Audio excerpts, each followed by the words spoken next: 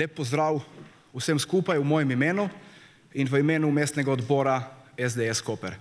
Obenem pa me izredno veseli, moram povedati, iskrena hvala za tako številčno udeležbo, ki potrjuje veliko zanimanje ljudi za temo današnje javne tribune. Izredno nas veseli, da je danes z nami predsednik Slovenske demokratske stranke, gospod Janez Janša, ki ga ob tej priložnosti posebej pozdravljam in se mu zahvaljujem za udeležbo.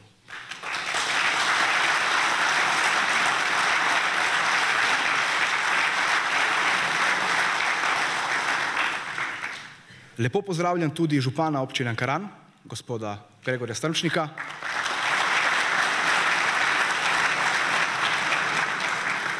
Podžupanjo občine Piran, gospo Mijo Boter Marasovič.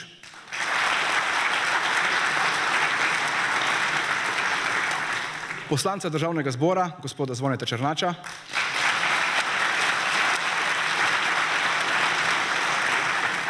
In seveda vse ostale, ki ste se odzvali na naše vabilo, predvsem pa razumeli, da gre za tematiko, ki se tiče vseh nas. Ne glede na to, ali takšna in drugačna prepričanja.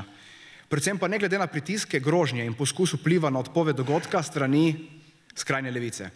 Menim, da je dolžnost, ki jo imamo do prihodnjih generacij, neprimerljivo večja od metod iz časov in sistema, v katerem v levici očitno še vedno živijo.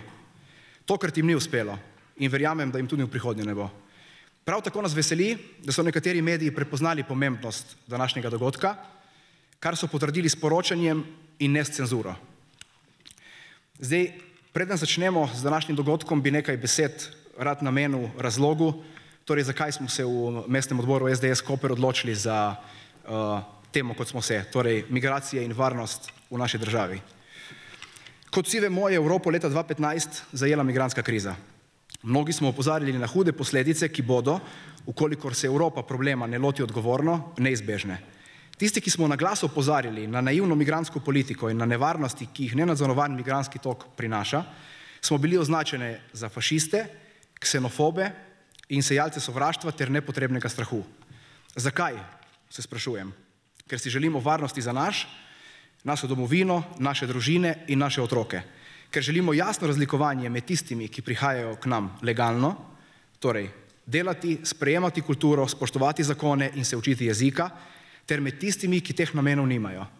Menim, da je poudarek, da ne gre za nobeno sovraštvo popolnoma odveč in mislim, da če tle dodam, je vsakemu normalnemu to jasno.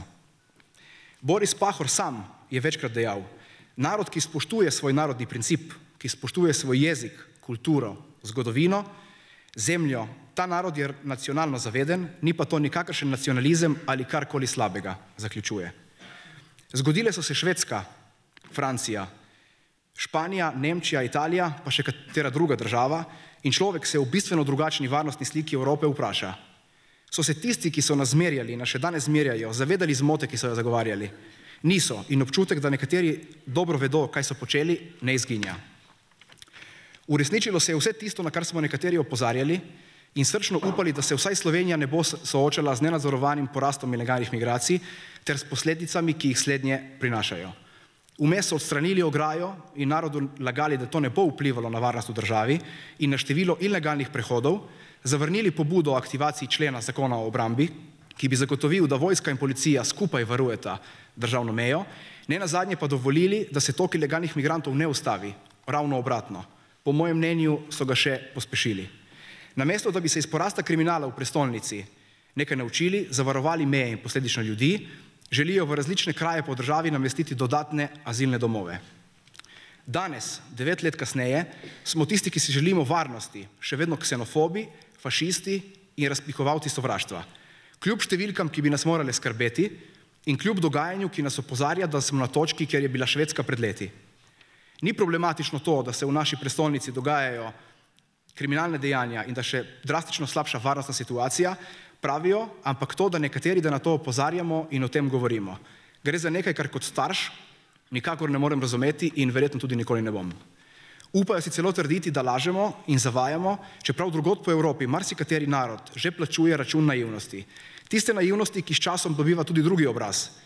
Obraz dobro zastavljenega načrta, ki zaradi vsega, kar ilegalne migracije prinašajo, za Evropo in posledično nas pomeni veliko varnostno tveganje. Tveganje in posledice, ki jih je večkrat potrdila tudi policija sama, in tukaj moram biti jasen. V luči tega še toliko bolj bode v oči ukinitev urada za demografijo in prerazporeditev sredstev na migracije. Zato so migracije in varnostna tema današnje javne tribune. Kot oče menim, da smo dolžni storiti vse za to, da bo domovina naših otrok varna in da bo prihodnost svetla, tako kot so za to poskrbeli nekateri izmed naših staršev in prednikov, ko so po pogumu klicali številni zgodovinski trenutki. Tišina, apatija in naivno zagovarjanje dokazano zgrešene politike slepega sprejemanja ni rešitev, ampak poglabljanje problematike. Zato pozdravljamo javne tribune, kot je današnja, ki se dogajanja loteva z realno sliko, dejstvi, številkami, ne pa z žalitvami in grožnjami, ki smo jim bili priča v preteklih dneh in še dolgo prej. Vprašanje je, ali se bomo iz varnosti slike Evrope, ki se spreminja, nekaj naučili, ali z zaprtimi očmi pustili, da se bodo s posledicami ukvarjali naši otroci. Gre za varnost nas vseh in gre za zavedanje, da je to, v kakšni državi bomo živeli čez 5, 10 ali več let, odvisno od tega, kako bomo zanjo skrbeli danes. Hvala.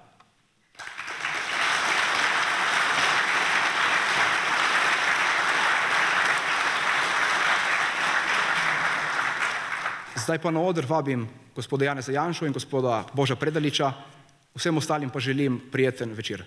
Hvala.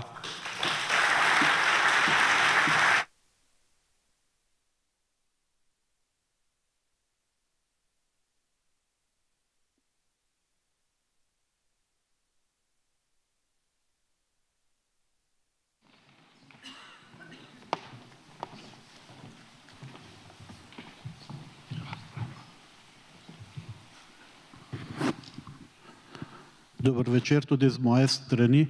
Tako polna dvorana kaže, da je tema, o kateri se bomo danes pogovarjali, še kako aktualna in da se je o njej treba čim več pogovarjati in odpreti še dileme, ki obstojajo. Pa če dovolite, bi preden začnemo vas lepo prosil, da tisti, ki tega še niste storili, utišate telefone, da se pogovor ne bo motil. Potem bi pa kar začeli. Gospod Janša, v naši družbi se v imenu neke politične korektnosti stvari ne imenujejo, mnogokrat imenuje s pravim imenom. In tako je tudi na področju migracij. Ograja ni ograja, ampak tehnična ovira. Migranti, nezakoniti in zakoniti, postajajo prebežniki, begunci, med njimi večinoma doktorji in inženirji, potem, ko se vidi, da to nekako ne gre skozi, pa postajajo prebežniki. Mislim, da ko bomo stvari poimenovali s pravim imenom, jih bomo verjetno tudi postavili na pravo mesto. Pa bi vas prosil, da nam nekako bolj pojasnite te pojme od migrantov, kakšne migrante imamo, pa kako te stvari dejansko stojijo. Hvala. Hvala, najprej lep dober večer vsem skupaj. Hvala za tako polno udeležbo. Tema je dejansko pomembna, verjetno ena najpomembnejših v Sloveniji, pa seveda tudi v Evropi. Junija gremo v državah članicah Evropske unije na volitve v Evropski parlament in po vseh javnomnenjskih raziskavah v Evropi je vprašanje ilegalnih migracij tema številka 1 v premišljevanju ljudi v času, ko se pripravljamo na volitve v Evropski parlament. Zdaj, migracije so verjetno toliko stare kot človeštvo in z tega vidika je zelo pomembno, da se razjasnijo pojmi, tako kot je dr. Predalič prej dejal. Skratka, imamo migrante in imamo begunce. Begunec je nekdo, ki beži iz države, ki je v vojni, kjer je njegovo življenje ogroženo, ali ki beži iz države, ki je pod diktaturo in je, ne vem, politični disident in išče zatočišče v varni državi. Zdaj, mednarodne konvencije in evropska pravila pravijo, da je takim, ki bežijo za to, da rešijo svoje življenje, treba dati azil v prvi varni državi, ki meji seveda na tisto, iz katere nekdo beži. Migrant pa je bodisi delovni migrant, se pravi nekdo, ki gre nekam drugam zato, da išče delo, zato, da bo bolje poskrbel zase, za svojo družino. Iz Slovenije in bivše Jugoslavije je na 100 000 ljudi recimo odhajalo kot delovni migranti na delo v Nemčijo, druge zahodnoevropske države. To je pač delovna migracija, ki je legalna. Se pravi, če hočeš nekje drugje delati, si moraš pridobiti delovno dovoljenje, dovoljenje za bivanje in tudi v tem trenutku je v Sloveniji na 10 000 legalnih delovnih migrantov. In potem so še ilegalne migracije. To je pa prihod tistih, ki jih nisi povabil. Prihod tistih, ki niso ne begunci, ne delovni migranti in pač želijo nekam iz različnih motivov. Lahko vam povem eno lastno izkušnjo. Jaz sem bil pred kakim desetletjem vodja neke mednarodne delegacije, ki je opazovala volitve v Nigeriji. To je 200-milijonska afriška država, največja. In ko smo se tam pogovarjali z predvsem mladimi, ki so čakali v dolgih vrstah za volitve, povprečna starost tam Nigerije, mislim, da je 27 let. In je to sicer z resursi zelo bogata država, drugače pa revna, zaradi različnih razlogov. Ampak skoraj vsi, ki so čakali tam v vrstah za volitve, so imeli mobilne telefone, čeprav ni električnega omrežja, pač polnijo na sonce, celice. In moram reči, da so predvsej več vedeli o Sloveniji, kot pa povprečni slovenski najstnik ve o Nigeriji, recimo. Zelo natančno so vedeli, so poznali imena naših nogometašev, radi bi prišli igrati nogomet, vsi so bili super. In vsi so vedeli, koliko je socialna podpora v različnih evropskih državah. Vse so imeli na tabelah. Tako da pritisk, še posebej iz Afrike, ki je mlada in revna, na Evropo, ki je stara in bogata, z bogato socialno mrežo, je že z zadnjih desetletij, že s pojavom modernih tehnologij, s pojavom informacij, ki so na voljo dostopne takoj, v realnem času, postal enormen. Okrepil se je pa seveda še z nekaterimi nespametnimi politikami od zunaj, Zahoda, recimo, ko so se razsule afriške države, ki sicer niso bile neke vzorne demokracije, je pa tam ljudje vsaj niso umirali, kot zdaj umirajo, recimo Libija. Ko se je razsula Libija, je na 100 000 kosov orožja potem prišlo v roke različnih warlords, se pravi raznih lokalnih vojaških poglavarjev v podsaharski Afriki, tam je 400 milijonov ljudi, države se sesuvajo eno za drugo in seveda nastajajo 10-milijonske, 100-milijonske množice ljudi, ki želijo v Evropo. Zdaj iz Azije po dosti sramotnem porazu Zahoda pa povratku talibanov na oblast v Afganistanu je tam dodaten pritisk in potem imate seveda še vrsto držav v Aziji, kjer se je populacija zelo povečala, kjer je neka perspektiva mladih za neko normalno življenje manjša, kot je bila, ne vem, še pred desetletji in kjer se tudi želi pač na lepše. Tako da te številke, ki jih danes srečujemo v smislu, ne vem, ko mogoče nikoli ni to, kakšna zelo pomembna vest, ampak vidite, včasih v poročilih, ta vikend je policija obravnavala 1000 ilegalnih prehodov meje med Slovenijo in Hrvaško. Te številke, če ne bo prišlo do korenitih sprememb in okrepitve varovanja zunanjih in šengenskih meja Evropske unije, bodo v prihodnosti samo še večje. In vedno, ko se malo zapre ena od teh tihotapskih ilegalnih migrantskih poti, se okrepi pritisk na drugo. Recimo, ko Italija zaostri politiko zaradi neznosnih razmer na morju in zavrača ladje z ilegalnimi migranti v svojih pristaniščih, se potem okrepijo leti v Sarajevo in Beograd, ker mnoge te države sploh ne potrebujejo viz, in se okrepi zahodna balkanska pot. Tisto, kar je v tem trenutku presenetljivo, smo januarja sredi zime, pa se poroča o stotinah zabeleženih ilegalnih prehodih meje.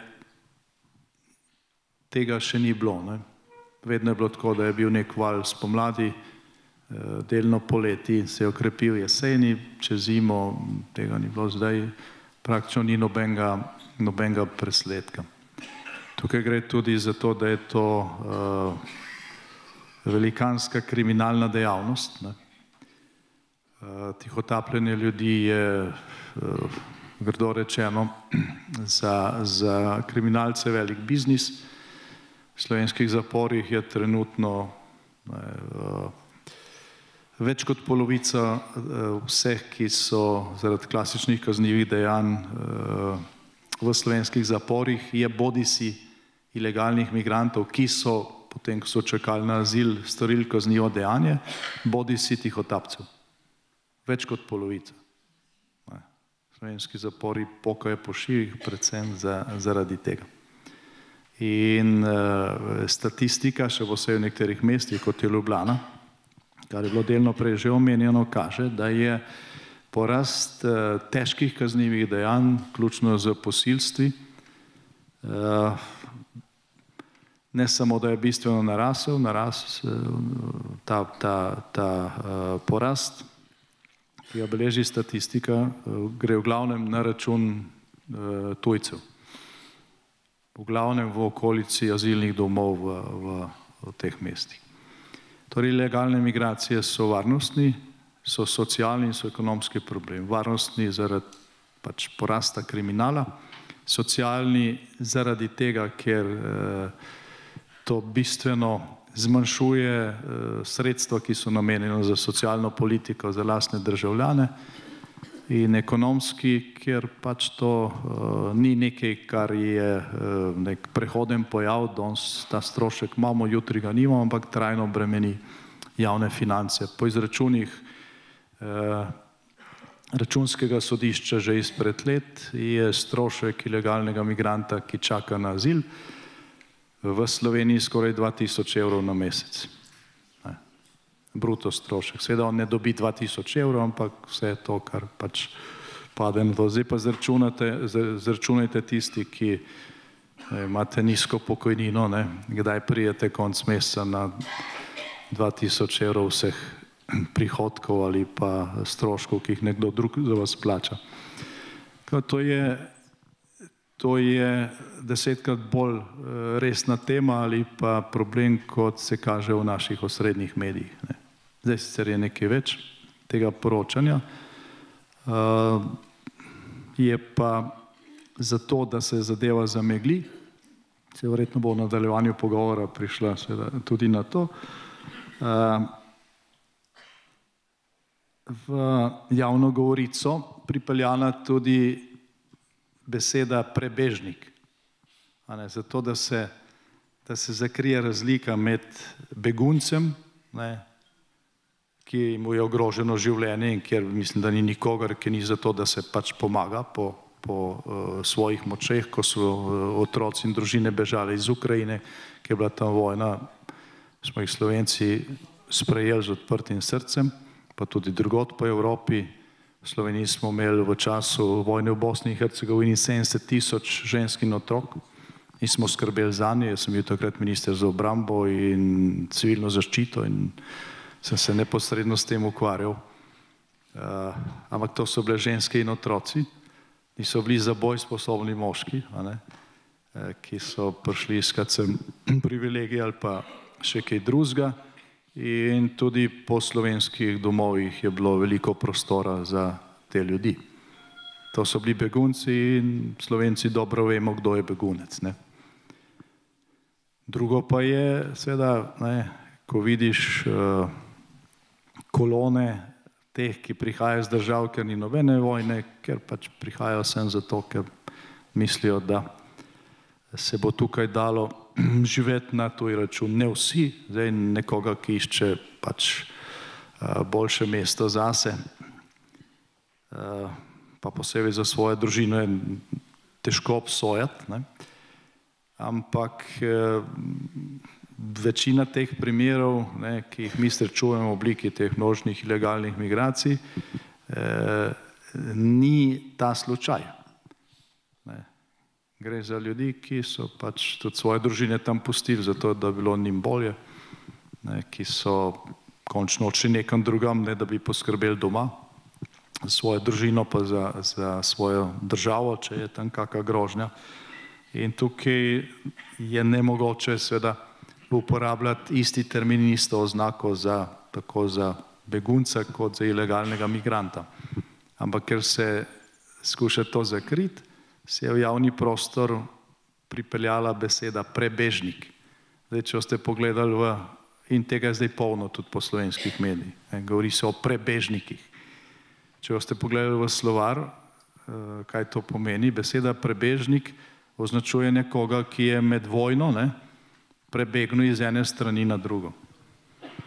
To ni beseda, to ni pojem, ki bi označil bolj si begunca, bolj si ilegalnega migranta, ampak zato, da se to zakrije, pa da se to da vse v isti koš, pa da se igra na čustva, smo prišli do te skovanke prebežnik. Čim boste videli v nekem naslovu ali pa v nekem novinarskem zapisu besedo prebežnik, potem se vam to ne splača niti brati.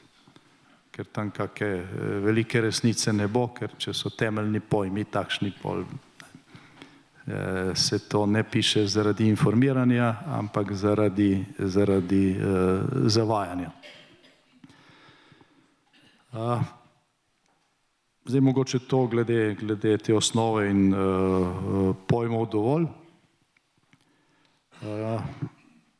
Zdaj kako je Evropa reagirala v času tega velikega begunskega vala po vojni v Siriji leta 2015. Najbrž imamo še vsi v spominu, kako so šengenske meje razpadle, kako je takrat razpadel pravni red, ki je urejal v bistvu status migrantov, beguncev, distinkcijo med tema dvema kategorijama in tudi tretma. Takrat je nemška kanclerka rekla pač dublinske uredbe, ki pravi, da imaš ti pravico za azila ne v katerikoli državi, ampak v prvi varni državi, se je takrat nehala uporabljati in začel se je kaos, katerega posledice, kljub temu, da je v tem času Evropa vendarle nekaj svojih pristopov, predvsem preko tega zakonskega akta o migracijah, paketa o migracijah, popravila, duh še vedno ni v celoti šel nazaj v steklenico. Hvala lepa, saj deloma ste že odgovorili tudi na razloge, ki poganjajo te migracije. Preden pa zastavim naslednje vprašanje, si bi dovolil 3 citate prebrati, pa bi bili za izhodišče. Gaddafija se verjetno še vsi spominjate, on je enkrat povedal, v Evropi imamo 50 milijonov muslimanov. Priča smo znakom, da nas bo Allah blagoslovil zmago v Evropi brez mečev, pušk ali vojnih pohodov. Jo bomo spremenili v muslimansko celino v nekaj desetletjih. nekdanji mufti v Ljubljani, Nedžad Grabus, je na nacionalki, mislim, so bila poročila ali Odmevi, pred časom povedal, takrat, ko se je šlo za džamijo, govorim o tem, da ta center in vse, za kar smo si prizadevali, smo si zaradi slovenskih državljanov, ki bodo čez recimo 20 let večinoma muslimanske oziroma islamske skupnosti v Sloveniji. In zato je zelo pomembno za širšo družbo, da razume, zakaj sploh gre, ko govorimo o Islamskem kulturnem centru in naši identiteti v Sloveniji.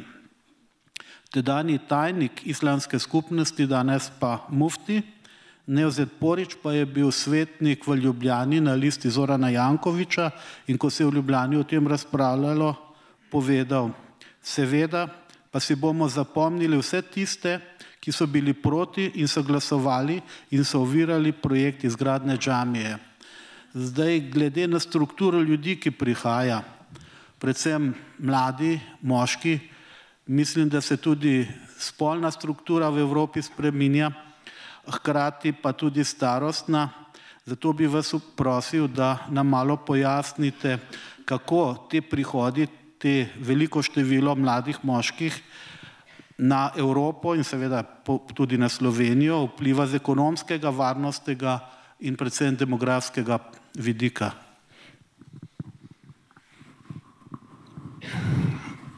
Zdaj, kot rečeno, pač so begunci in so migranti, prebežnikov takrat, ko vojne ni, ker pač nihče ne more prebegniti z ene strani, ki se bojuje na drugo. In migracije so tudi zgodovinski pojav, se pravi, človeštvo to srečuje skozi celo svojo zgodovino in to v vseh oblikah. In zgodovina nas uči, da takrat, kadar prihaja do migracij iz podobnega civilizacijskega okolja, je sprejemna ali pa absorpcijski potencial, absorpcijska moč tistega, ki je deležen prihoda, bistveno večja. Recimo, če ta zadnji primer ali pa možnost ali pa to, kar se dogaja ali pa recimo, kar se je dogajalo, bom šel na bolj domačo stvar, ko so naši očetje ali pa dedi odhajali na delo kot delovni migranti v Nemčijo. Jaz mislim, da vsaj zgodovina tega ne beleži, je imela Nemčija od tega samo koristi. Ni bilo nič povečnega kriminala, nihče ni, po moje, nikomu ni padlo na pamet, da bi Nemcem govoril, zdaj boste morali pa govoriti slovensko ali pa hrvaško ali pa srbsko. Vsi, ki so prišli tja, so se skušali čim prej prilagoditi okolju in biti čim manjši problem, biti čim bolj pridni, čim več zaslužiti, čim več denarja poslati domov. Tudi tisti, ki se niso vrnili, pa so tam ostali, so si ustvarili družine in tako naprej, so se v bistvu asimilirali, utopili v večinsko morje. Zdaj, citate, ki ste jih vi prej tukaj navedli, pa kažejo na nek drug pristop. Se pravi, če se pa prihaja iz okolja, kjer so zdaj rekel navade pa vrednote, ker bom rekel, ker je drugačen način življenja, potem je pa ta asimilacija možna, če so številke majhne. Če so številke večje, pa te asimilacije ni. In to imamo danes predvsem v zahodni Evropi. Recimo Bruselj je na nek način tudi naša prestolnica, ker je prestolnica Evropske unije. Mnogi med vami ste bili verjetno že v Bruslju. Mogoče je bil kdo med vami tudi v bistvu centru Bruslja, v Molenbeeku. Če greste tja, boste težko videli na stavbah kak napis v francoščini pa flamščini. so pa v glavnem v arabščini, turščini, turškem jeziku in ko srečuješ ljudi, ne veš, ali si v Istanbulu ali si v Bruslju. Ker so se ustvarila geta. Podobno je, praktično danes ni večjega mesta, zdaj veliko mesto v evropskem merilu, malo več kot Koper recimo, tam nad 100.000, kjer praktično ne bilo takšnih getov. Na Švedskem, kjer je verjetno ta situacija najbolj zaostrena in jo zdaj urejajo z vojsko, v bistvu so v teh mestih okolja, kjer policija ne gre brez oklepnikov. Pa tudi, ko se kaj resnega zgodi v Bruslu, vidiš tam oklepnike. Kar pomeni, da se tukaj ustvarjajo velike enklave z ljudmi, ki so pač prišli iz drugega kulturnega, civilizacijskega okolja in ki se ne želijo prilagoditi okolju, v katerega so prišli, ampak želijo to okolje spremeniti v tisto okolje, iz katerega so pobegnili ali pa iz katerega so prišli. Seveda bi ohranili socialno podporo, pa plače, pa vse to, ampak vse ostalo, kar se tiče načina življenja, bi pa prenesli iz Turčije v Nemčijo ali pa iz Afganistana v Belgijo ali pa iz Nigerije na Nizozemsko. Lahko. Skratka, tukaj imamo zgodovinske nauke, imamo, rekel, neizprostno lekcijo v obliki usode tistih narodov ali pa držav, ali pa če hočete imperijev, ki so podcenile ta problem, sijajne civilizacije v zgodovini človeštva, ki so bile motor napredka, ne vseh ozirih, ampak mnogih, so propadle zaradi tega. Rimsko cesarstvo, ki je obstajalo 1000 let, je pač v bistvu propadlo takrat, ko so rimske legije, se pravi rimska profesionalna vojska, ki ni bila več večinsko sestavljena iz Rimljanov, ampak iz Germanov, postavlja prvega cesarja, ki ni bil več Rimljan, ampak je bil German. In potem je bilo konec neke civilizacije. Se pravi, ljudje so temelj, vsega, nič ni brez ljudi. In tega se je pač treba zavedati. In to, da se tega zavedaš, pač ni nek zatohli nacionalizem. Mislim, da je prej Jure zelo dober primer našel, ko je citiral Borisa Pahorja. Zdaj težko bi Borisu Pahorju očitali, da je bil kak zadrt nacionalist, ampak Boris Pahor je tisti, ki je predlagal, da poleg 7. kitice pojemo tudi drugo kitico Zdravljice kot našo himno in mi to prakso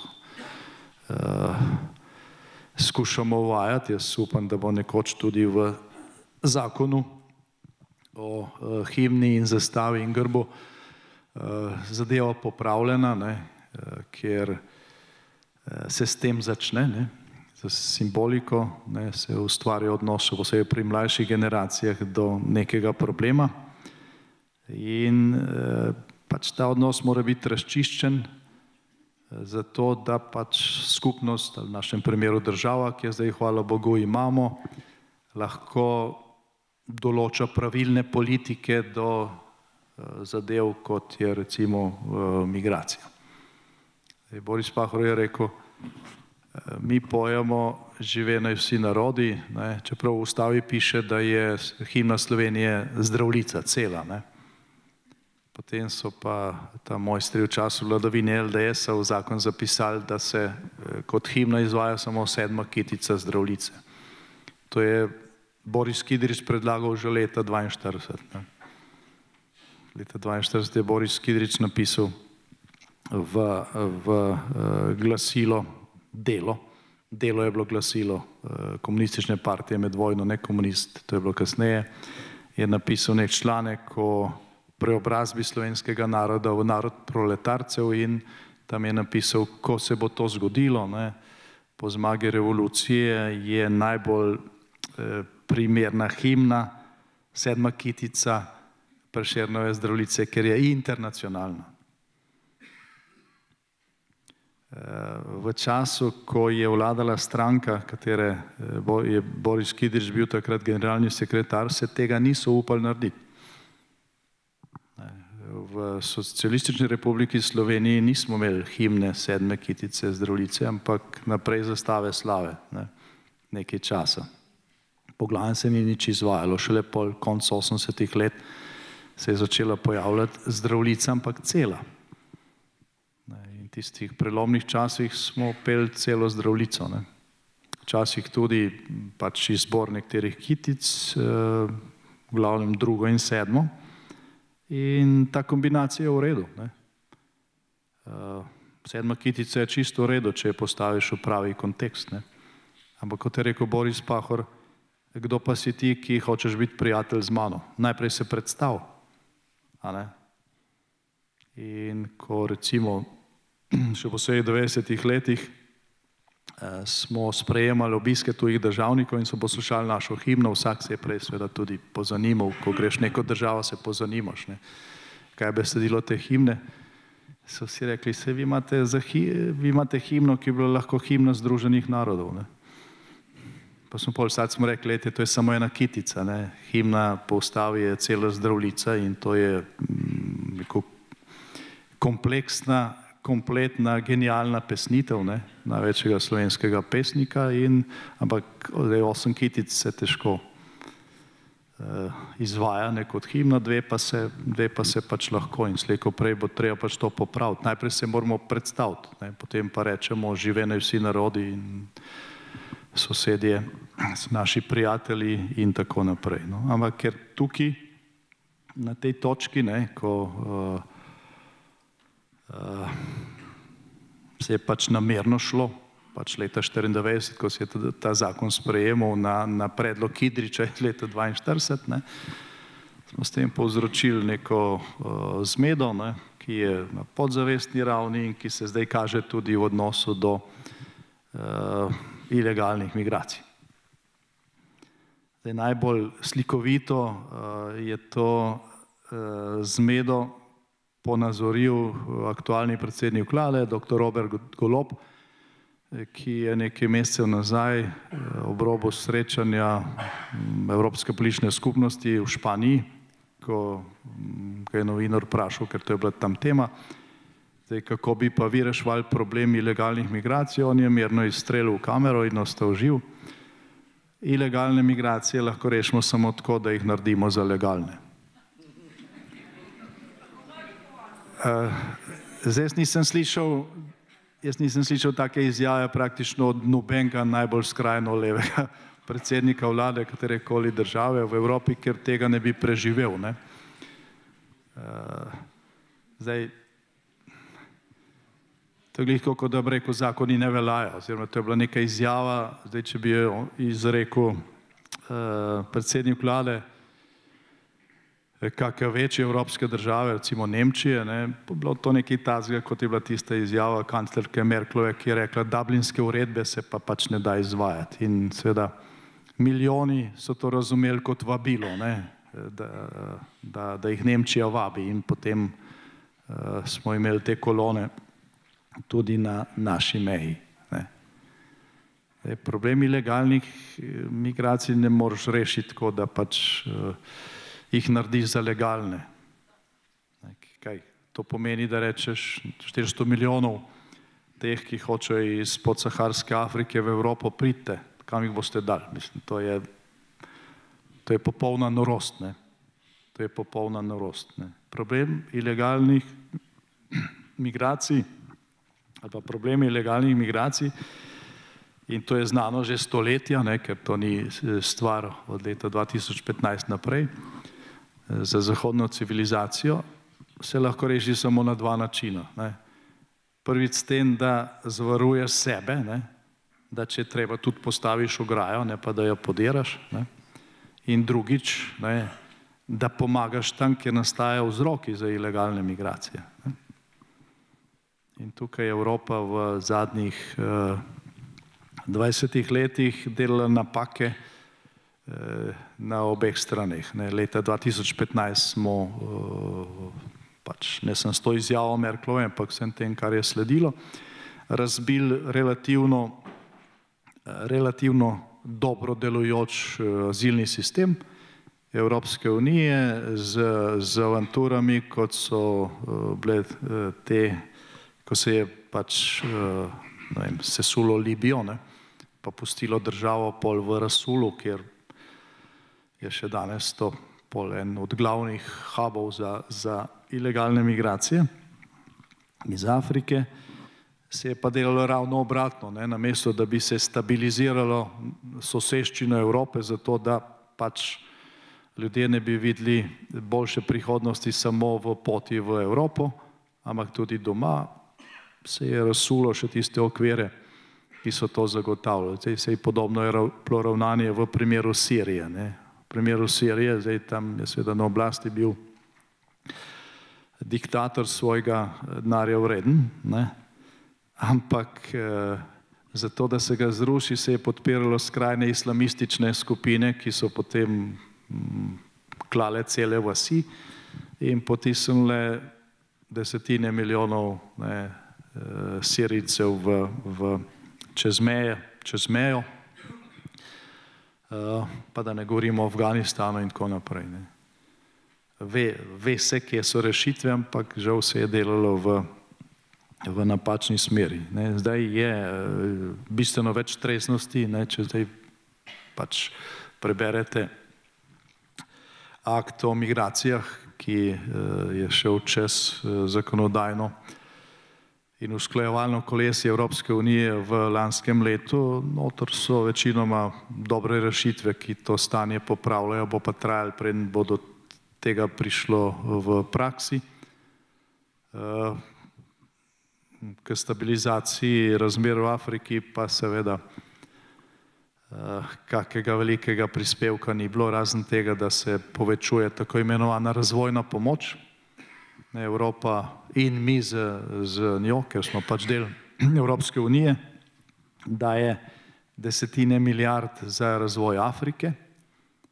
Ampak, ko bereš te analize, koliko te pomoči dejansko pride tja, kjer je potrebno, pa vidiš, da se veliko tega zgubi že doma, ker pač tukaj pol so razni razpisi, pa razne nevladne organizacije se priklopijo in pol obračunajo stroške za delovanje svojih pisarn in pol denarja ponikne še preden pride do Afrike. Tisto, kar pa pride tja, pa mnogokrat konča v rokah teh neravno demokratičnih režimov, ki ta denar namesto za razvojne stvari, pa za odpravljanje lakote ali pa za izgradnjo infrastrukture porabijo za marsikaj, veliko tega pa konča pol tudi na njihovih švicarskih računih. Tako da ta razvojna pomoč, kljub temu, da je zelo veliko, je neučinkovita tudi zaradi tega, ker pač Evropa ni zgradila strukture, ki bi omogočila, da je ta razvojna pomoč učinkovita.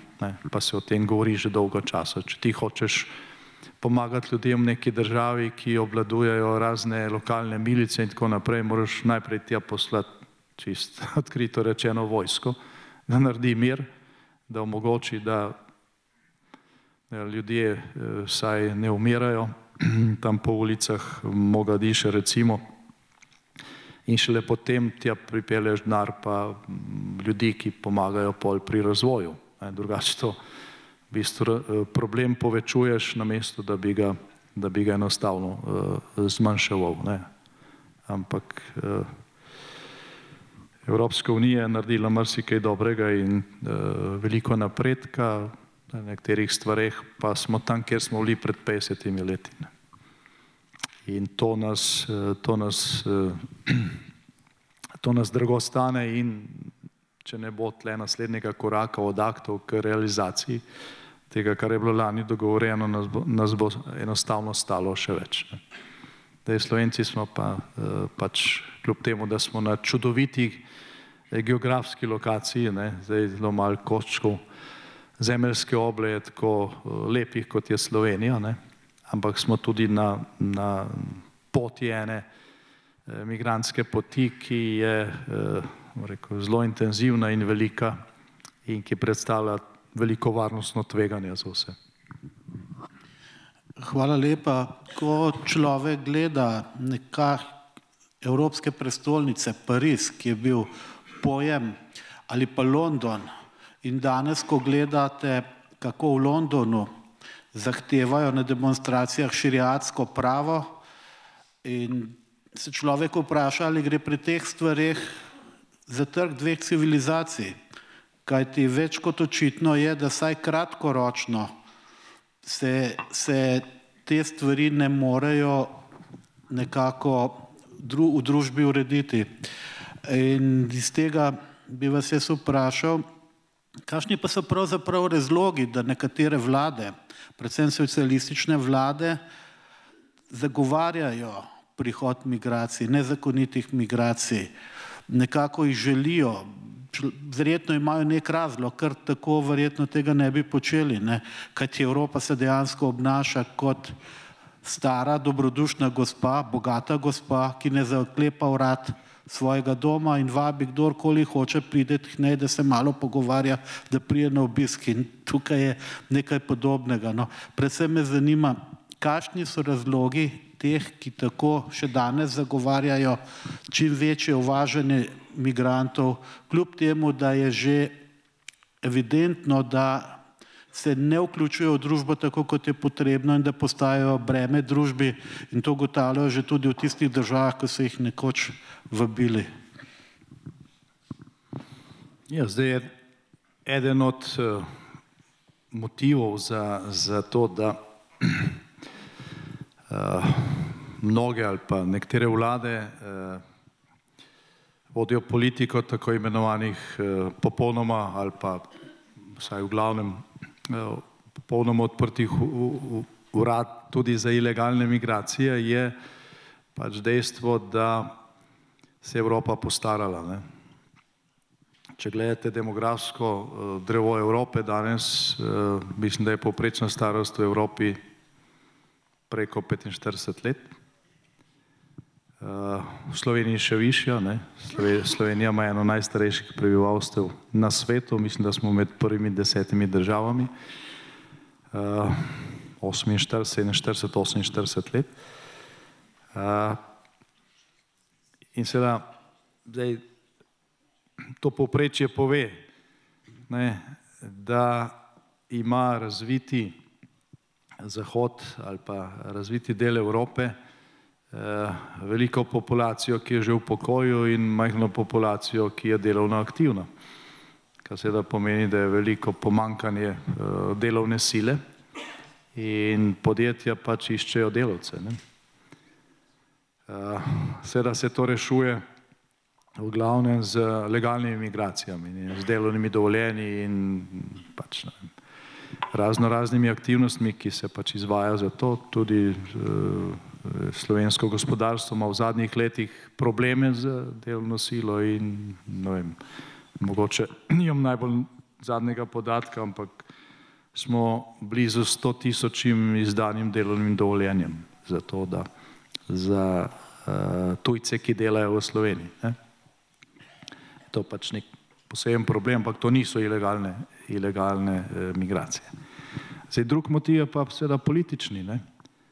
Vi imate danes v Evropi stranke, ki se imenujejo pač iz levega političnega spektra, ki imajo v svojih programih napisano, da bodo spodbujale čim večje imigracijske tokove, čim večji priliv tujcev, ki jim je treba omogočiti pač vse pogoje kot državljanom, zaradi tega, ker to po naravni poti povečuje njihovo volilno bazo. Če greste danes peš po velikih nemških mestih, pa ste pozorni ne na obleke v izložbah, pa restauracije in tako naprej, ampak na to, kje so sedeži nemških političnih strank oziroma kje so sedeži lokalnih podružnic nemških političnih strank, boste recimo za SDP večinoma našli njihove sedeže v kvartih, kjer ni nemško prebivalstvo večinsko. Kar, bom rekel, zelo nazorno pove, zakaj tukaj gre. Sej danes imate v zahodnoevropskih državah tudi predsednike strank, predvsem za levice, ki imajo turška ali pa kurdska imena ali pa arabska imena, spadajo v drugo ali pa tretjo generacijo. Pač ljudi, ki so prišli tako ali drugače in se niso najbolj asimilirali ali pa delno so se, delno se pač niso. Vse tukaj je potem še en motiv, ki je najbolj zaskrbljujoč. Verjetno še desetletja nazaj so pisali v programe teh levih strank, pač da je čim več tujcev, tudi potencialno čim več volivcev za levico, ki je tradicionalno utripa na zadevah, ki ne temeljijo, rekel, na temeljnih vrednotah evropske civilizacije.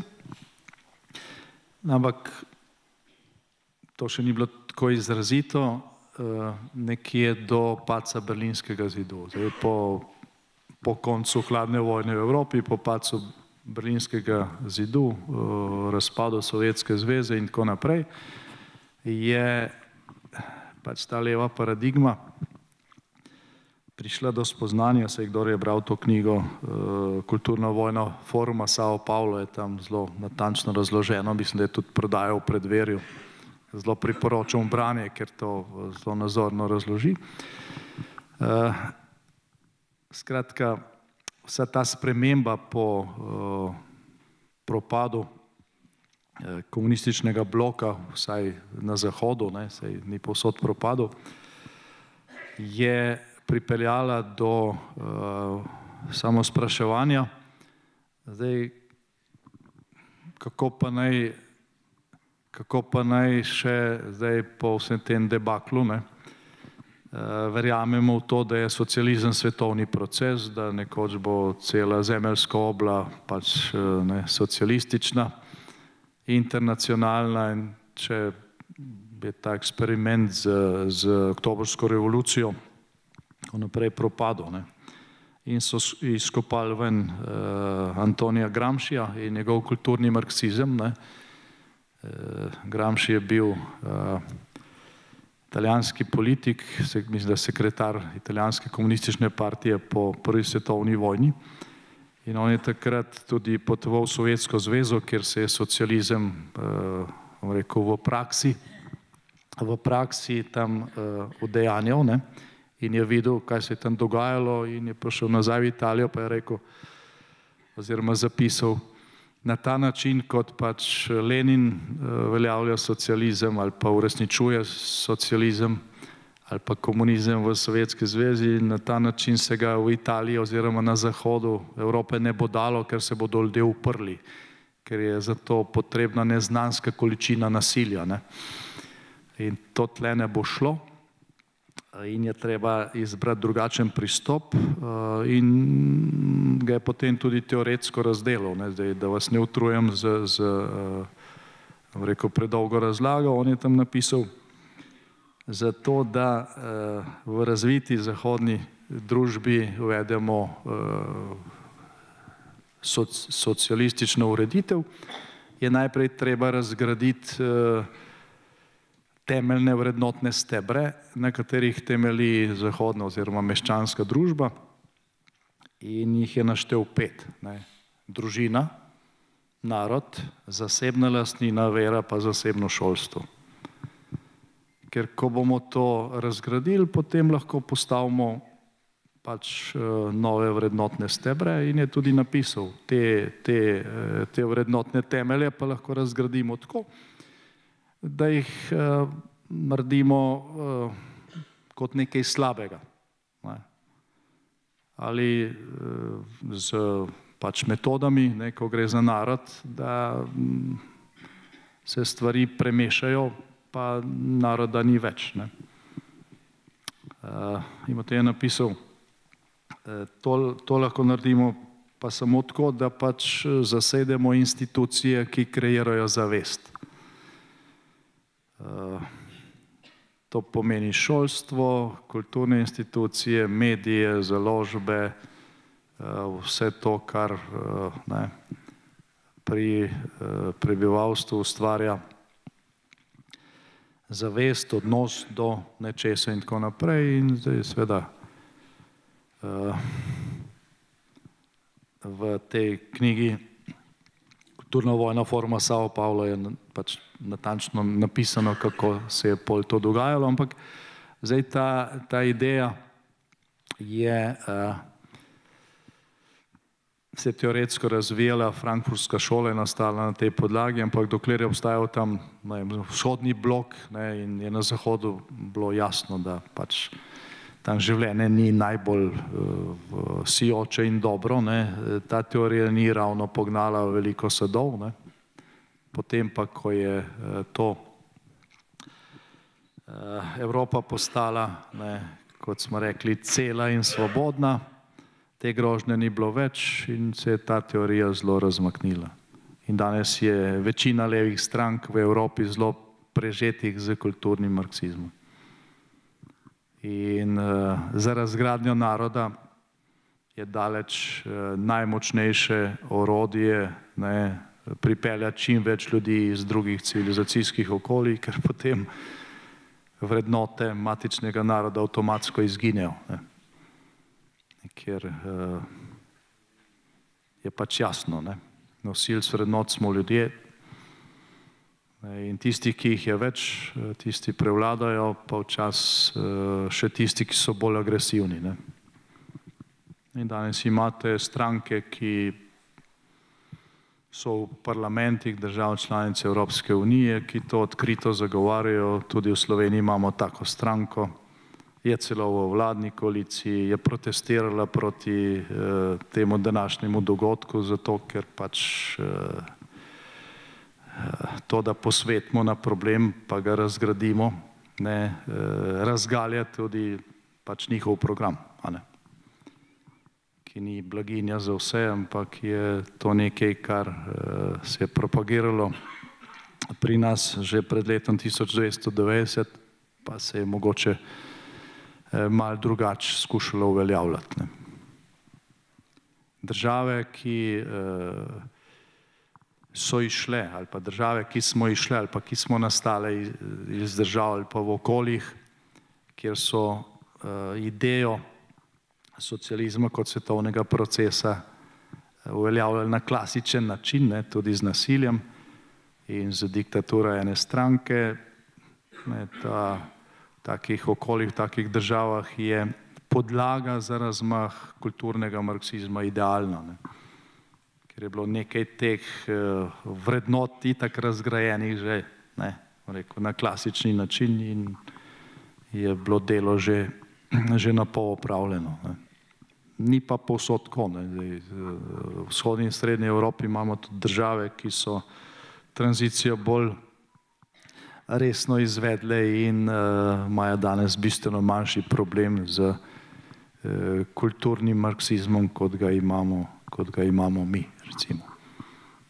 In nekaj tega, kar se recimo v Sloveniji prodaja kot mainstream, je v številnih teh državah tudi uradno prepovedano.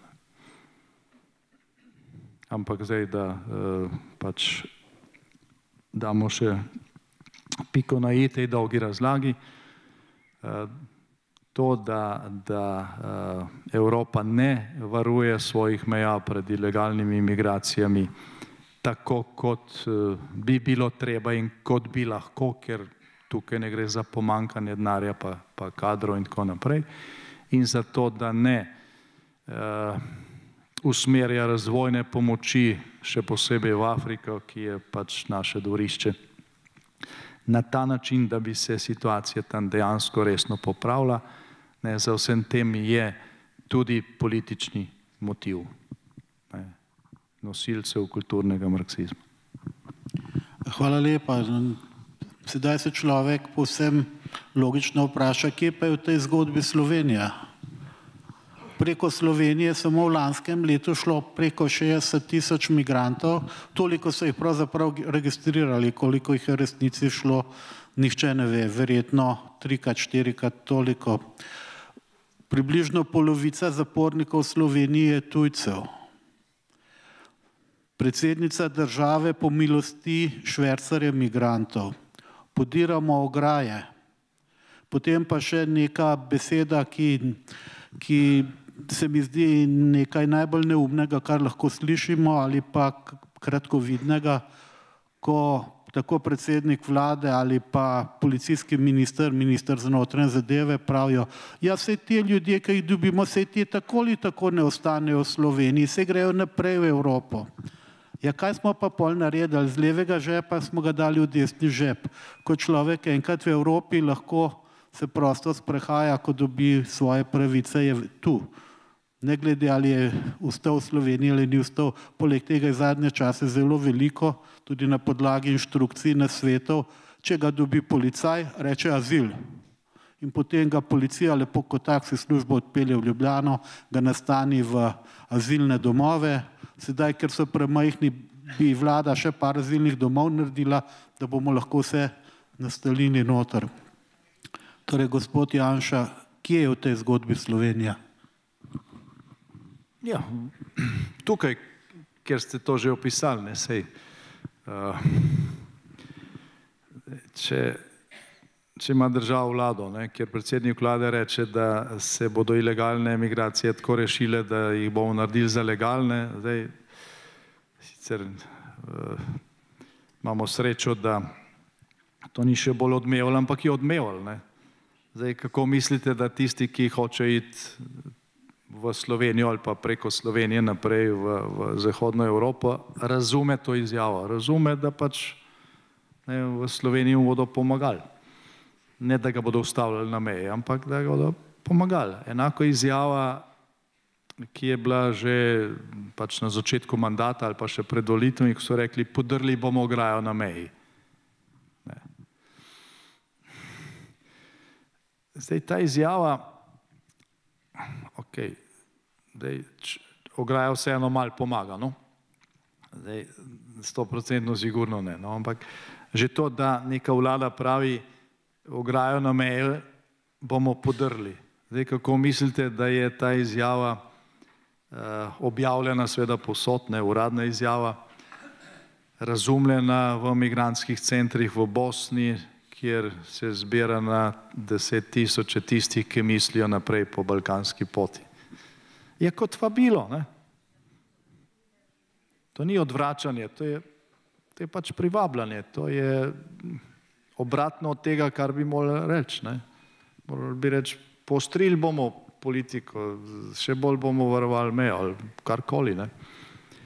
Ampak tudi vse to bi bilo premalo, ker Slovenija ne izvaja vračanja tistih, za katere se ve, da pač nimajo pravice do azila, tako kot bi to morala. Da bi se pa vse to prikrilo, se je pa potem, ko je Italija napovedala nadzor na meji, se je pa slovenska vlada odločila, da bo tudi ona naredila nadzor na meji z Madžarsko, odkoder kaj veliko ilegalnih migrantov ne pride, in za Hrvaško. In zdaj imate absurdno situacijo. Greste na Hrvaško in se vračate, čakate v koloni in policist na meji pregleda vaše dokumente. Zdaj, na mejnem prehodu najbrž ne čakajo tisti, ki hočejo ilegalno čez mejo, a ne. Kontroliraš tiste, ki hočejo legalno čez mejo, ne. In njih zafrkavaš, tratiš čas, slabo voljo delaš, pa še plačujemo dodatno ure policistom, ki morajo tam delati škodo v bistvu, ne. Ker, če slučajno je med njimi nekdo, ne, ki je brez dokumentov in pač hoče ilegalno državo, on reče azil. In naloži ga v kombi in ga pelajo na Vič.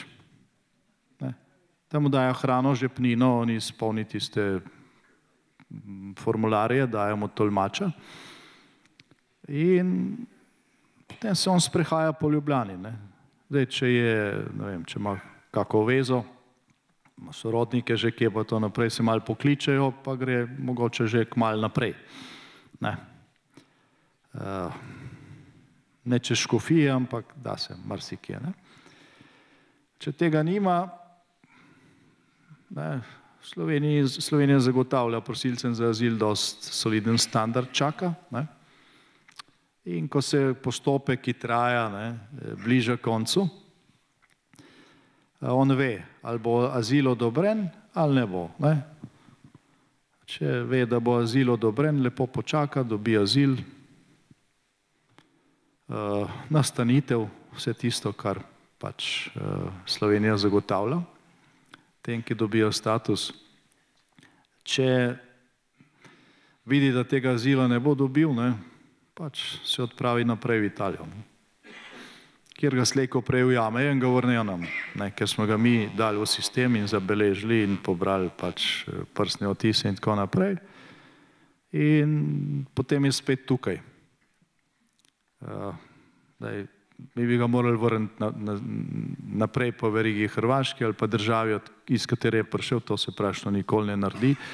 Če že koga potem po dolgi proceduri je takoj, so takoj protesti, pa podpredsednica državnega zbora se na koga priklene, ne, da ga ne bi izgnali in to se malo pozabi, pa gre spet naprej proti Italiji, ne. Pač problema sem tisti, ki res naredi kako težko kaznivo dejanje, tisti se znajde v zaporu, ne, ki je spet strošek pač davkoplačevalcev in se tudi ne ve pol, kam z njim, ko pač kazen prestane. Se pravi, popolnoma napačno ravnanje, ne, pa jaz dvomim, da zaradi tega, ker bi bila slovenska vlada toliko nesposobna, ampak zato, ker se pač sledi neka politika, ki pravi čim več tujcev v Slovenijo, čim več novih državljanstev, tem boljši volilni rezultat za nas in tem bližje cilji kulturnega marksizma. In to je dejansko, to meji na kaznivo dejanje, kar se počne, ni pa Slovenija edina, ki to dela. So še številne druge evropske države, se je pa marsikje obrnilo, ne. Obrnilo se je na Finskem, obrnilo se je na Švedskem, na Danskem je socialistična vlada, ne, rekla, nikogar več ne bomo sprejeli v postopek na Danskem, postopke bomo izvajali v drugih državah, ne. Isto zdaj Italija z Albanijo, ne, podpisala sporazum, se pravi, tisti, ki bodo zaprosili za azil v Italiji, ne bodo čakali v Italiji, pa seveda pol odšli nekam, ne, ko bodo zvedeli, da azila ne bo naprej, ampak bodo to procesirali v Albaniji. Albaniji so plačali veliko, ne, da se bo to zdaj tam izvajalo. Zdaj si pa predstavljate, kaj se bo zgodilo s tistimi, ne, ki bodo v teh centrih v Albaniji zvedeli, da v Italiji ne bodo dobili azila. Se ne bodo šli nazaj v Pakistan, ne. Odšli bodo naprej po balkanski poti in slej ko prej bodo pač tudi na naši meji. Ta problem je kompleksen, dejansko tukaj ima vlada prav, ne, Slovenija sama tega ne more rešiti, ne.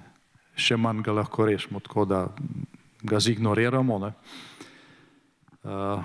Se je pa treba drugače obnašati, ko se na evropskem paketu delajo rešitve, ne.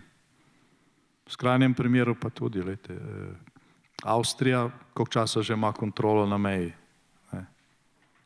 Koliko časa ima, mislim, da zdaj že praktično od leta 2015 naprej. No. Proti vsem pravilom in tako naprej, sam oni so dosledni, ne? Ker so zelo visoko ceno plačali takrat po tistem prvem valu, ko smo jih mi vozili na Šentilj iz dol Obrežja, ne? Po 15.000 na dan. Migracijska politika bo zaznamovala tako naslednje evropske volitve, kot tudi politično sliko Evrope v prihodnjem mandatu in bo zaznamovala tudi vse to, kar se bo na političnem parketu dogajalo v Sloveniji, ker je problem tak, da se ga ne da več zignorirati. Preden dava besedo v publiki, mislim, da je prav, da odpreva še eno temo, ki je z varnostnega vidika ravno tako pomembna. In tu bi upozoril na Hamasov napad na Izrael, predvsem pa na vojno v Ukrajini, to je v naši neposredni soseščini. In prav lahko se zgodi, da se te konflikti razširijo. In z tega vidika bi vas vprašal, kaj predvidevate, kaj lahko iz tega pride, kako bo to vplivalo na Slovenijo, predvsem pa kako je slovenska vojska pripravljena, če bi, bog ne daj, prišlo do kakšne resnejše krize. Zdaj, vprašanje bi bilo glede te zadnje teme, koliko slovenske vojske sploh imamo, ne? Slovenija ima več ljudi zaposlenih na RTV Slovenija, kot je slovenskih vojakov, tako da to je...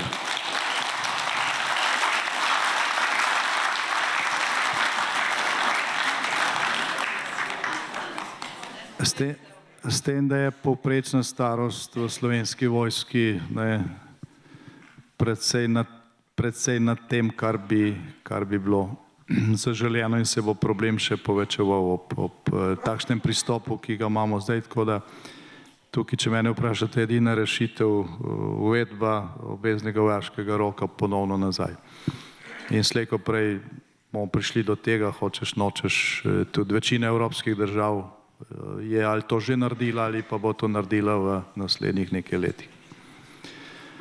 Zdaj, kar se Ukrajine tiče z vidika migracij, ne vem, jaz sem bil v zadnjih letih po tem, ko je bil ta migrantski val ali pa begunski val iz Ukrajine,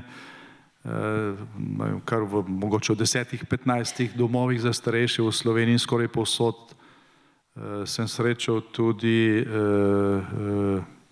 med osebjem tudi ženske iz Ukrajine, ki tam delajo. Nisem po nobenem od teh domov srečal kakega Pakistanca ali pa Afganistanca ali pa koga iz Severne Afrike.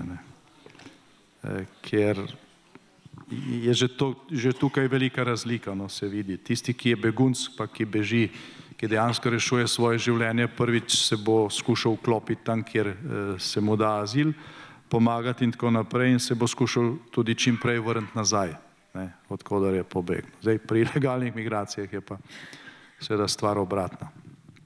To, kar se dogaja na Bližnjem vzhodu po tem terorističnem napadu Hamasa, je nevarnost tega vidika, zdaj, če to omejimo na aspekt migracij, ker se konflikt širi.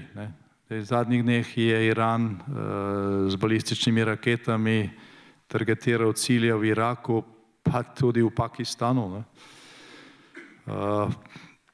Zdaj, ta eskalacija seveda lahko potisne nadaljnje milijone ljudi proti Evropi, ker se bodo pač bali eskalacije spopadov in je to dokaj realna nevarnost.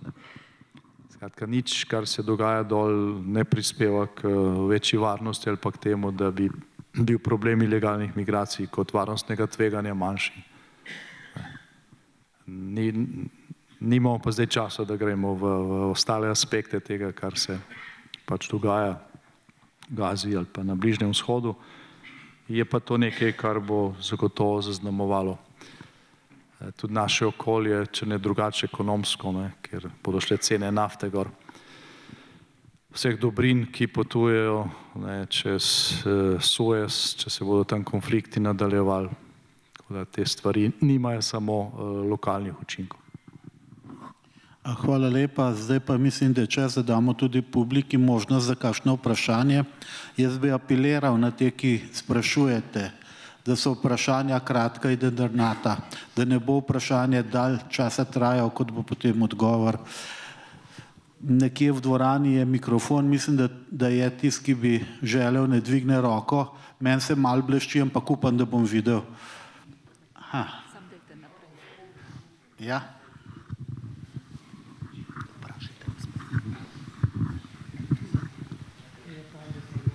Hvala. Upam, da se slišimo. Pozdravljen, gospod Janša, pa vsi ostali. Torej, marsikaj ste nam že osvetlil danes zvečer, še posebej z vidika Evrope, Slovenije. Zanima me vaše mnenje glede posrednega ali neposrednega vpliva Rusije kot take na migracijo, pa ne mislim samo v Sloveniji, ampak tudi širše na Evropsko skupnost. In kot drugo vprašanje, kratko seveda, kaj je vaša napoved na bodočih evropskih volitvah in če je slučajno vaša napoved bolj v tisti veter, ko bo prežel Evropo malo bolj konzervativen, ali lahko v tem tudi vidimo rešitev, delno rešitev tega migracijskega problema, s katerim se sedaj srečujemo. Hvala. Ja, hvala za vprašanje. Je tehtno, no. Zdaj, kar se tiče Rusije, verjetno se vsi spomnimo, prej je prišlo do tega polnega napada Rusije na Ukrajino februarja leta 2022, da je Rusija s pomočjo Belorusije skušala destabilizirati soseščino z migrantskimi vali, ko so letala vozila iz različnih smeri v Moskvo, pa potem v Minsk in so bili celi valovi ilegalnih migrantov, potem na baltske države in na Poljsko, tako da so vse te države zgradile zidove in ograje in so ta val ustavile. Tako Rusija seveda to poskušala. Je bilo to malo težko, ker logistika z avioni je nekoliko draga, pa tudi ne moreš tako veliko ljudi pripeljati kot z ladjem ali pa po kopnem, ampak so to poskušali. Tudi na tej eskalaciji na Bližnjem vzhodu, predvsem na tem napadu Hamasa na izraelske civiliste, so ruski prstni odtisi. To je bila, rekel, hudičevo genialna poteza Moskve in Teherana. Putin je takoj pač prenesel z tem fokus mednarodne javnosti iz Ukrajine na Bližnji vzhod. Naenkrat Ukrajina ni bila več prva vest, še zdaj ni. Bolj se dol konflikt širi, manj se poroča o Ukrajini, cilj dosežen. Zdaj vodstvo Hamasa je bilo v letu, preden je prišlo oktobra do tega terorističnega napada, dvakrat v Moskvi, pa tega takrat ni noben opazil, zdaj iščejo slike, pa so to vse objavljali, ker se sigurno niso pogovarjali o vremenu. Tako da to je bila poteza, ki je zagotovo, če ni bila že načrtovana v Moskvi, je bila pa vsaj podprta in so bili obveščeni o tem. Zdaj drugi tak sponzor tega je Iran, seveda. Izrael je bil na tem, da podpiše sporazum o medsebojnem priznanju s Saudsko Arabijo. Saudska Arabija je vodilna država sunitskega islama. In če bi se to zgodilo, Iran ostane osamljen v tej arabski fronti proti Izraelu in seveda z to aktivnostjo so to preprečili. Tako da ta dva sponzorja sta tukaj očitna. Tisto, kar je pa najbolj šokantno, je pa to, da je vodstvo Hamasa, to je sicer teroristična organizacija, ki pa tudi politično obvladuje Gazo, tam živi ali pa je živelo 2 milijona Palestincev. Zdaj, oni so natančno vedeli, kakšna bo reakcija Izraela po tem terorističnem napadu. Vodstvo Hamasa je načrtno žrtvovalo lastne ljudi za tuje račune. Zdaj, neka vzporednica tega, kar se je slavilo v Dražgošah v nedeljo, mislim, se postavlja samo po sebi. In glavni voditelji Hamasa živijo na varnem in na švicarskih računih imajo milijarde. In zdaj so se verjetno podvojili za to akcijo. Svetovna levica pa, vključno za slovensko, pa navdušeno to podpira. Sej za slovensko je to še razumljivo, ker je ta zgodovinska paralela. Sej, rekel, njihovi vzorniki so isto počeli. Za zahodno levico je pa to šokantno in je to tudi verjetno prvi tak signal, še posebej za Združene države, ki kaže, kam je zabredlo, mislim, kako globoko je, bom zelo konkreten, penetriral kulturni marksizem vzgojno-izobraževalni sistem. Če je direktorica oziroma ravnateljica Harvarda, prestižne ameriške univerze, na vprašanje, ali pač obsoja to teroristično dejanje Hamasa in tako naprej, to vprašanje je odgovorilo, ja, odvisno od konteksta, se pol se je zamenjalo, ampak to kaže na to, kako je ta zadeva gnila in kako je ta kulturni marksizem pač uspešno šel skozi institucije na Zahodu in tudi v Združenih državah. Situacija kot je ta, kjer pa pač so zadeve očitne, pa to razgalja. In upajmo, da bo kakšna streznitev pripeljala do tega, da se mogoče postavlja fronta proti tej ofenzivi. Mislim, da že tamle gre mikrofon, ja. Hvala. Pozdravljeni, Tomaž Nedrčič tukaj. Jaz bi vprašal, glede na to, da je Marakeš en del te neumnosti z migracijami, se v prejšnji vladi proti odpovedi tega sporazuma ni naredilo nič. In drugo, vaši poslanci v Evropskem parlamentu glede migracij so glasovali enako kot levičarji, se pravi podprli te migracije. Enako kot levičarji. Hvala. Zdaj to zadnje sveda ni res in je, bom rekel, dokazljiva neresnica. Kar se tiče pa Marakeškega sporazuma, pa v bistvu Slovenija od tega ne more odstopiti, ker formalno nikoli ni pristopila. Samo politično soglasje je dala pač neka prejšnja vlada. V Marakešku je bila tista konferenca, je šel državni sekretar Ministrstva za notranje zadeve in to se je smatralo za podporo. Mi smo v prejšnjem mandatu pač to formalno raziskali, ker je bilo tudi v našem programu, da se od tega odstopi, ampak Marakeški sporazum ne obstaja kot neka zavezujoča mednarodna pogodba, ki bi katerokoli državo karkoli vezala. In tisti, ki se na to sklicuje, enostavno laže.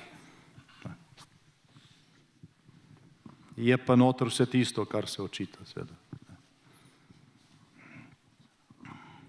Prosim. Pajtlerjeva iz Kopra. Jaz imam pa vprašanje, žal si bom sedla, da ne padem na nos. SDS me zanima, kaj SDS dela, ker SDS je za Slovenijo najmočnejša stranka. Ja, najmočnejša stranka in suverena stranka. Potem pa drugo vprašanje migracije, kot ste vi, bil kot državnik, imate tesne naveze z Portugalsko, pred portugalskimi državnikami in tam migracijska politika, vi dobro veste, kako izgledala. Tam so vsi jim dali delo in vsi migranti so pobegnili. Zakaj to ne delamo v Sloveniji? Damo vsem delo, pa naj pobegnejo.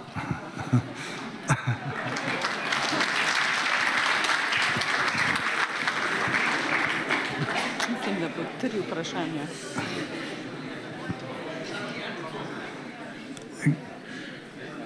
Glejte, število teh, ki smo jih mi procesirali v prejšnjem mandatu, kjer je pač SDS vodila vlado, je bilo mislim, 4-krat manjše od tega, kar se zdaj dogaja.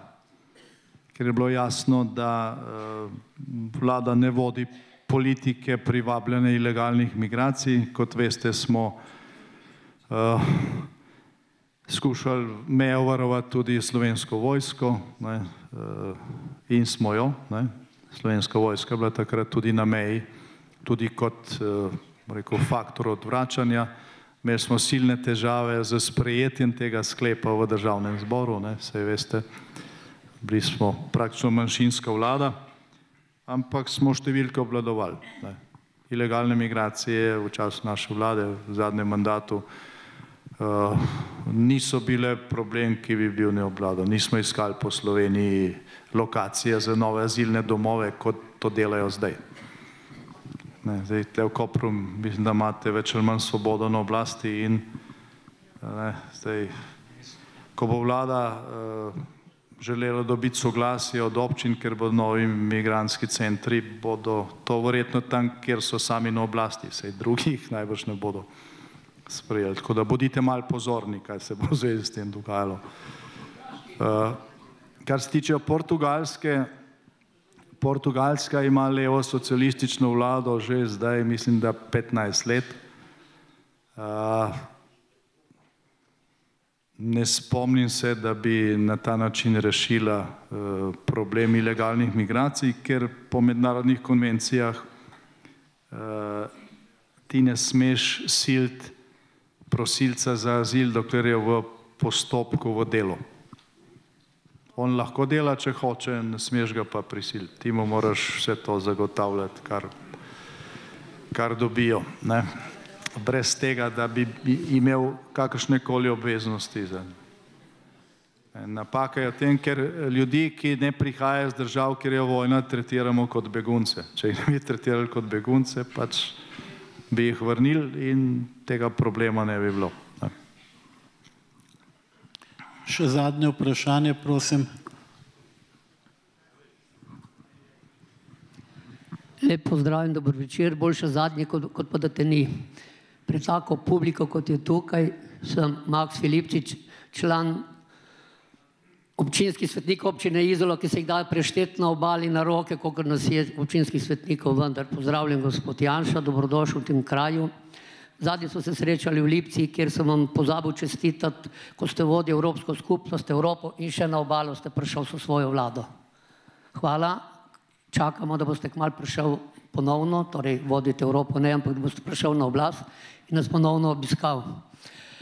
Bomo šli na Slovenijo, ne pa tako daleč, ker smo v Izoli, ki to je občina Revežev in Ribičev včasih, da nas je pa delavcev, pa še Šiptorjev, je nekaj drugega. Sam izhajam iz področja Brkinov.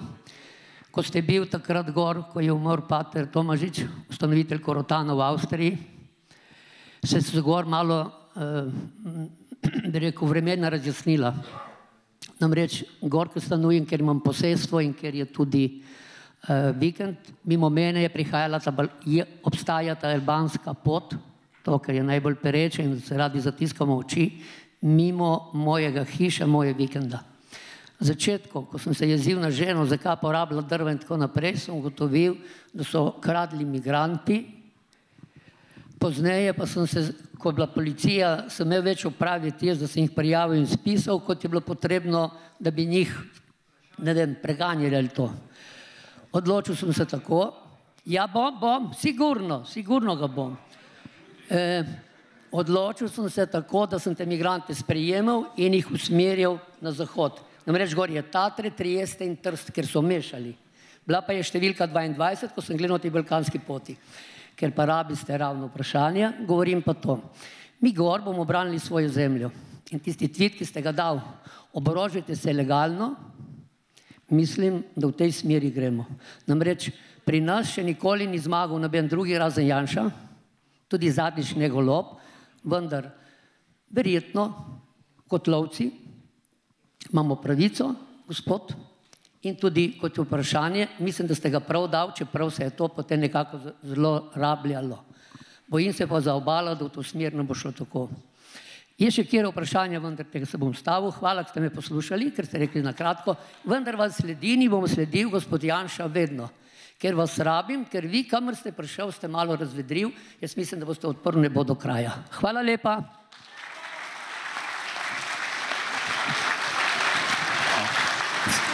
Zdaj pa vabim na oder še predsednika. Jaz bi sam še to dodal, da glavni napor te razvedritve je vseeno na vas. Mislim pa, da s takimi obiski in s takimi razpravami, kot je današnja, da to ni tako daleč. Tako da srečno. Igor Colja.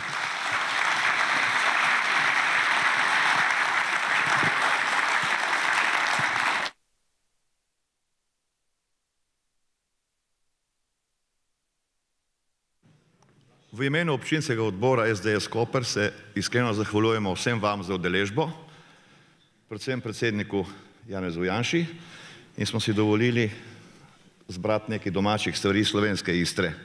Istočasno pa vabim vse vas le v predvirje na kozarček, pa mogoče še en kanapejček. Še enkrat hvala za udeležbo.